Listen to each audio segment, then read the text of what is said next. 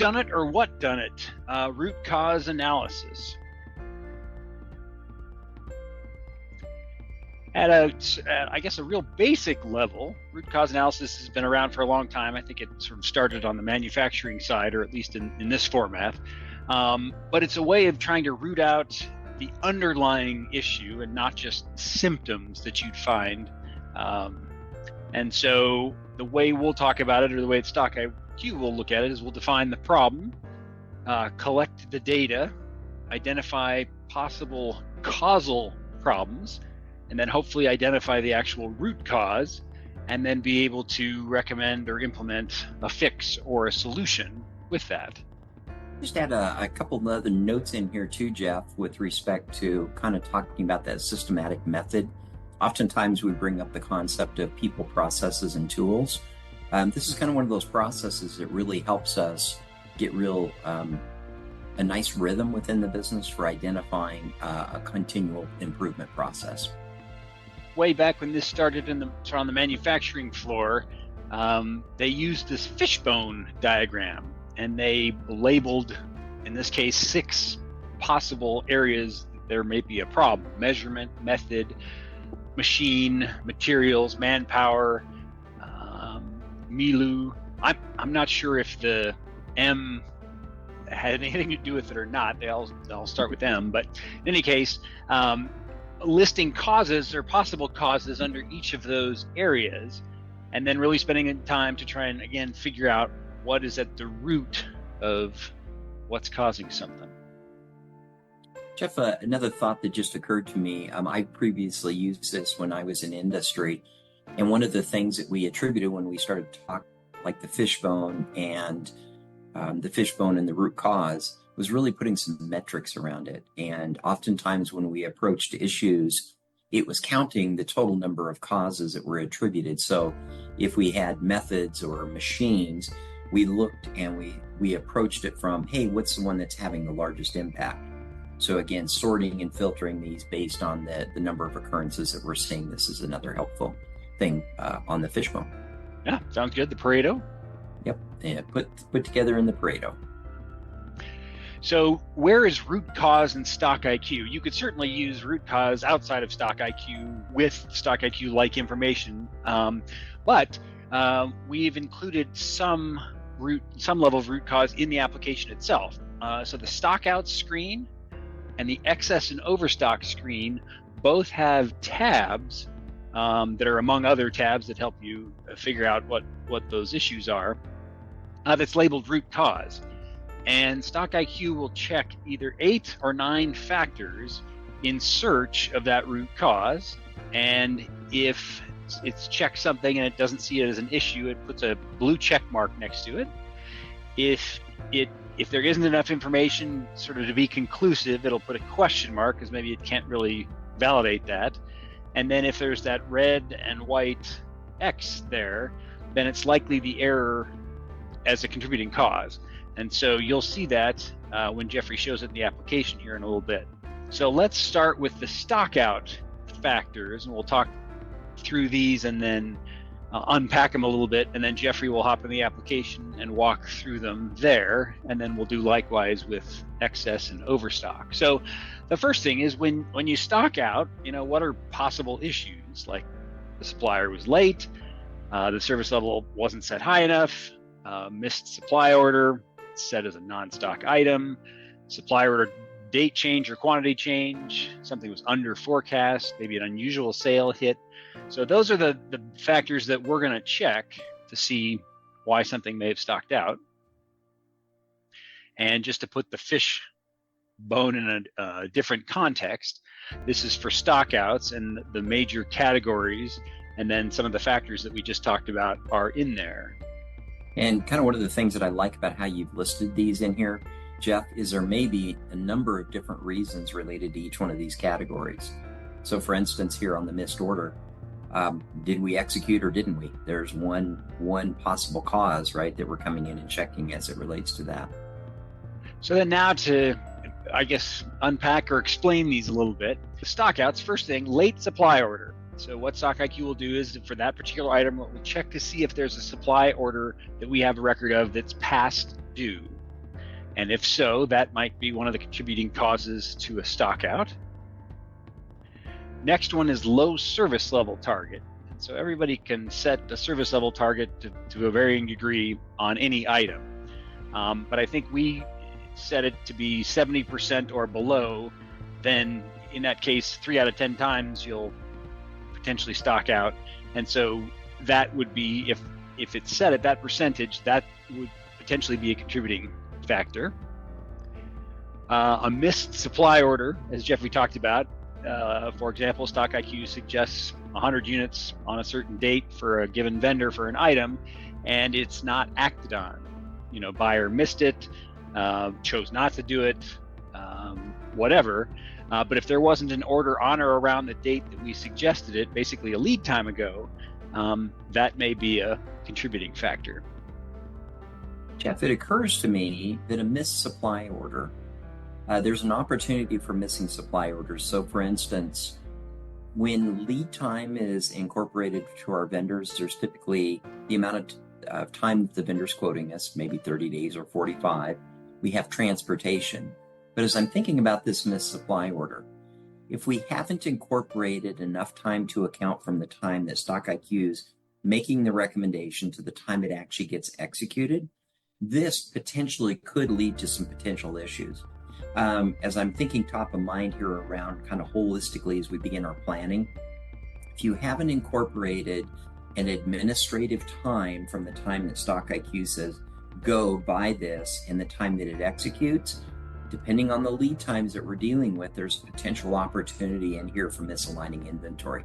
Just a thought to incorporate that as a 1 day, 2 day, potentially into your lead times. All right, it's a good thought. Another factor might be if an item was set to non-stock at the time, a lead time ago. And if that's the case, then StockIQ wouldn't be suggesting an order. And so that might be a problem. So maybe it was non-stock and then later changed to stock, but after the fact or within lead time. And so maybe there was nothing that could be done. The next two relate to the supplier, where maybe they changed the date, the arrival date, over time, pulled the rug from under us, and now we're not gonna make it. We're gonna stock out. Or there's a quantity change. They short shipped us. We ordered 100. We need 100 to fulfill the demand, but they only shipped 50. That could contribute to a stock out. One of the things that I'll just mention in here is StockIQ is archiving a lot of these changes that are occurring within the system so that we can go back and begin capturing the root cause. So what's enabling a lot of this is these things when we're making changes in the system. So there is a change log that we're checking back against. Last two factors for the stockouts, and then we'll jump into the application. Under forecast.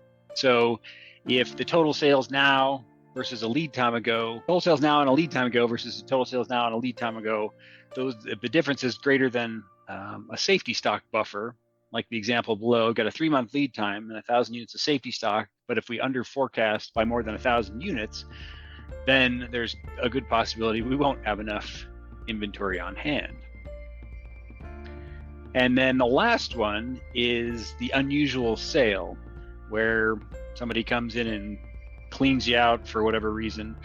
There's a big spike, and we'll look for those, and then we'll also look for spikes a little bit prior to that to see if there were something that would have put you in a bad position sort of leading into this. So those are the factors on the stockout side, and Jeffrey's going to hop in and show you what that looks like in case you haven't seen it.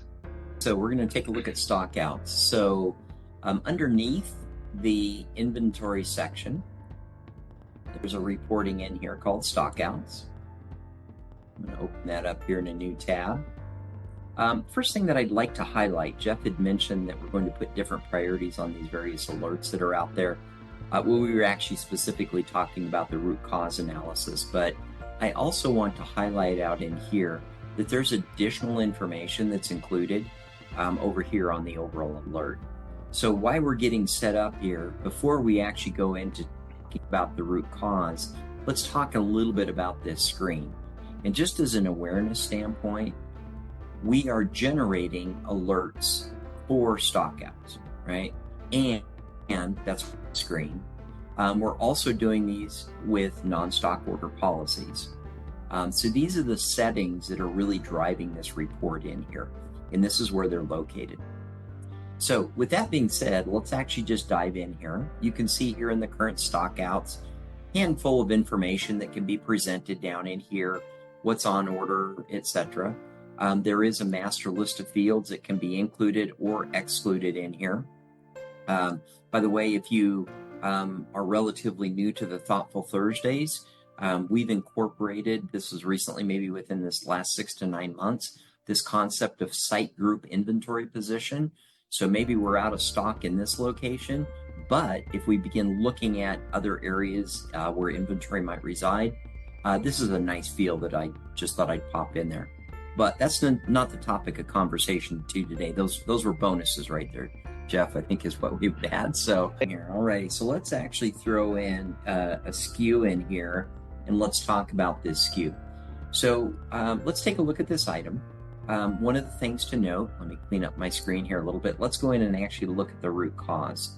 So as Jeff noted, here's that master list of checks that we're going to be doing on the root cause. You will notice that we've completed the check on a handful of these items, everything checked out okay, but we do have an alert on these first two. Low service level target. So we're giving information in this context.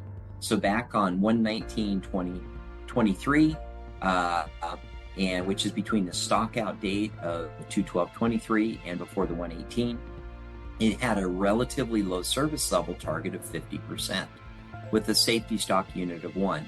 It could have potentially contributed to that stockout. Carrying on with our theme today, a 50% service level objective is basically establishing no safety stock. So it's a flip of the coin when we come to the replenishment period or that next replenishment, whether we're going to have stock or not have stock, right? The other one is under forecasted. So we see total sales out here of 50 between the forecast periods, 1/1/1 and February 1/23, and it exceeded the forecast of 0, and then the safety stock buffer of 25. So oversell under forecast could be the potential issue related directly to this. So let's actually go out and see what we might do with this information. A right mouse click on this one if we're looking at under or over forecasted for this period.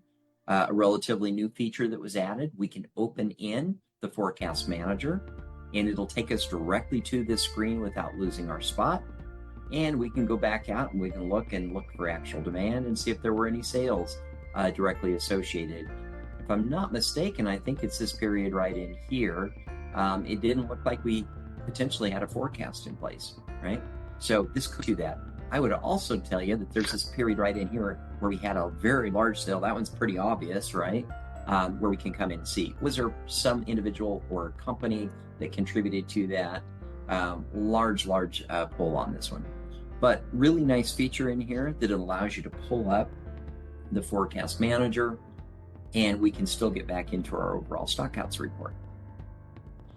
Anything else you'd like me to highlight in this, Jeff? No, I guess the only other thing I would say is as you're looking for the stockouts, obviously you've got to try and do something about that. There are expedite recommendations if there's something on order that could potentially be expedited, and in this case there's not. So maybe you want to expedite a purchase sooner rather than later to bring stock in. See what we can do here, Jeff. So we've got some stockout related alerts. I'm now on this expedite Rex, and we can see that we have 3 supply orders in place, and then the application is actually going to give us some recommendations on what we could potentially do. These have already shipped, so proverbial boat has sailed, indeed, on a lot of these products, so we can't do anything about those. Yeah, good call out there, Jeff. All right, so the second half, instead of stockout, it's the opposite. It's excess and overstock. So if we were to step back and just think about that, the items that might be causing the most issue there, buyer over purchased, That's maybe one of the more obvious ones. If a customer canceled some demand on us, that hurts. Large minimum order quantity, a lead time mismatch, order policy mismatch, somebody bumped the safety stock, a forecast reduction, generally within lead time, on-hand changes, and over forecast would be all possible factors. So I think the next slide is a fishbone showing these factors, very similar to the other one, just with the overstock, again, just to sort of illustrate how it's been done in the past. And then we'll unpack these, each of these factors, and we'll go back and visit the application again. So again, first one, buyer overpurchased. So we're going to check StockIQ recommended a purchase of 100, buyer bought 200, 500, 1,000, whatever number it happens to be. That may be contributing to the excess inventory position. You have a customer that orders something. You guys in kind order from your suppliers to have the product in when they want it, and then they cancel an order. And Jake did note that in order for us to capture this, the order actually has to be canceled in the ERP system, not deleted, which would totally remove the record. So we wouldn't have any record of it. But if it's canceled, then we know that something was there and now it's not. And so depending on how big a cancellation it was, that can put you over the top. One I'm sure many or all of you have experienced, that large minimum order quantity. You want to order 15, but you got to order 1,000, and that's a 2-year supply or something like that. And so an outsized vendor MOQ can cause grief. And we actually have an alert about that to show where we think the MOQ is too big for what you're typically ordering. A lead time mismatch. This is opposite the last one. With stockouts, of course, the lead time grows, but in this case, the lead time might shrink. And so product arrives early or really early, and now all of a sudden you have an excess position because you're sitting on inventory a whole lot longer than you had expected to. Also similar to the stockouts, an order policy mismatch, where maybe you started, a lead time ago, it was an order point order policy, so you're ordering sort of for a regular item, and then within the lead time, somebody switches it to min-max, sporadic, buy to order, something like that, where the order quantity might be a whole lot different or even not at all, but it was within lead time and probably after you created an order. But with long lead times, it's hard to remember those sorts of things, and so we'll check to see, looking back a lead time, what was the order policy then versus what is it now? Up significantly, I guess, would cause, change by more than 25% would cause the potential excess. This one came up in the earlier session, a forecast reduction. So again, you place an order with a 3 or 4 month lead time, and then in that window, somebody adjusts the forecast, and they'll look smart, but you'll end up looking like you've got excess when it arrives. On hand changes, I don't know how often this happens, but the biggest example I could think of was when you do a cycle count and all of a sudden you count 100 more, 1,000 more are there than what you thought. So now your on-hand position goes way up without a change to demand or anything else, and so it's going to look like you've got more than you need. And then lastly on this page, from now to a lead time ago, the forecast was too high. We just over forecast and thus end up with more inventory than needed. So we're going to move over to the excess and overstock page, organized very similar to that. Alrighty. Okay, so very similar to the other one, you'll notice down in here, order schedule, de-expedite, root cause over here on the end. And let's pick actually on a couple different items in here. And we're going to come in and we're going to look at 6022. Let's take a look at the root cause analysis on this one. Alrighty, so this one is indeed an over forecast. So total sales at 340 between, it looks like in the May timeframe, it was less than that forecast of 711.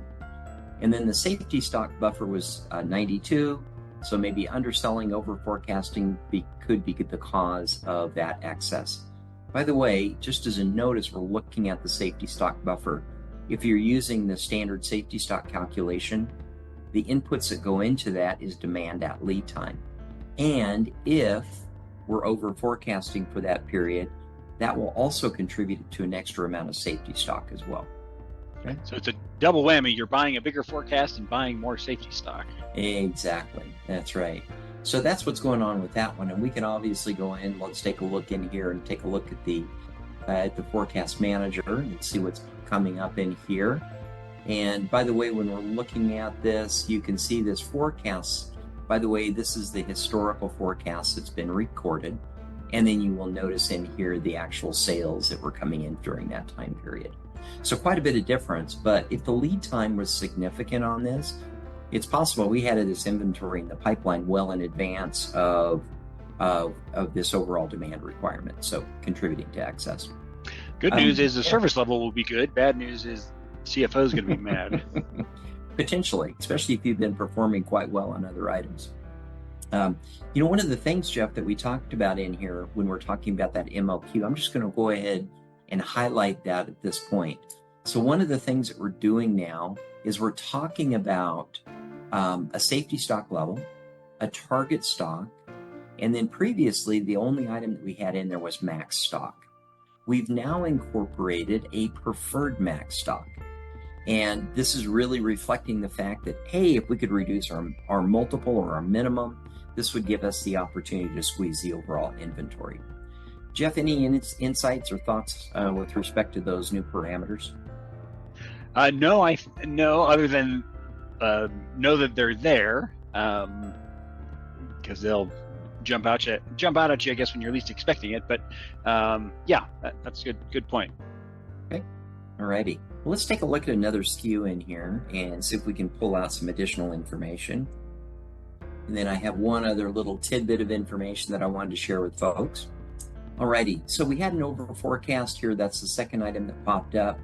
By the way, we couldn't make a determine one way or another on this question mark. So there's where the question mark popped out. But let's take a look. We found an order policy out here of order point that was suggested to be min-max, which might be contributing to that excess. So here's a recommendation from, I guess, a little bit more tactical how we operate recommendation on actually making that modification. Alrighty.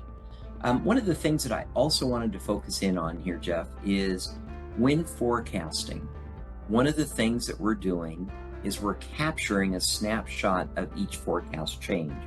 So much like we're talking about parameter changes with order point, safety stock levels, when a new forecast gets created, so let's say it's the beginning of June, we now have another full month worth of history upon which to generate a new forecast. Oftentimes our clients will have us take a snapshot. In fact, let me pull up this SKU right in here. Okay. They will have us, forgive me here, I wanted to do something right in here. We're good to go there. They will have us capture a snapshot of demand every time that new month. So we have a consistent snapshot every June 1st, every July 1st, so that we're capturing that history. The other thing that might create another snapshot is if we come in and make a modification and or a change to the forecast, that would save that snapshot in there, and we'll record various notes that are around it. And the good news is when we begin looking at this, we'll know what the forecast was at the lead time. So again, another bit of an audit check for saying, hey, what's changed within the overall forecast? Jeff, any other things that you'd like me to highlight in here that we've taken a look at today? Well, on the excess screen, and this is again sort of opposite of the other one, it will show the de-expedite recommendations. So if there happen to be items that are in excess that have open orders, it will suggest which orders to, if the ship hasn't sailed on them, if you can do that. Let's see if I had on order. Let's go ahead and see if we can find anything in there. On order quantity. Let's do a filtering and a sorting on that. So we'll grab all the big ones and let's just go down through there and see if we're making a recommendation.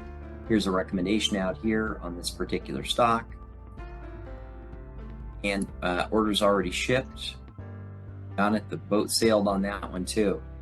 But just know that there's some instructions and some guidelines for helping resolve the issue.